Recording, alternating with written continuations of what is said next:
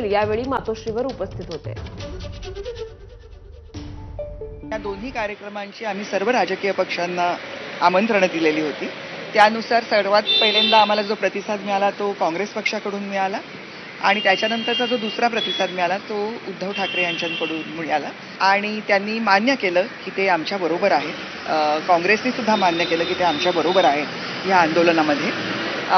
बाकीचेही अनेक राजकीय पक्ष आमच्याबरोबर आहेत आणि मला वाटतं बऱ्याच दिवसांनी असं होतंय की पूर्ण जनता आणि राजकीय पक्ष समविचारी हे एकत्र येऊन एखाद्या आंदोलनाला उभे राहत आहेत.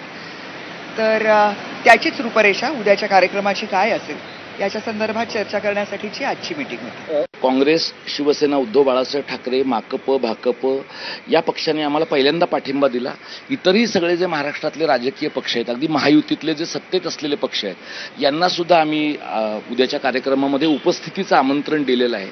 आणि पहिला जो कार्यक्रम आम्ही करतोय तो 6 एप्रिल 2025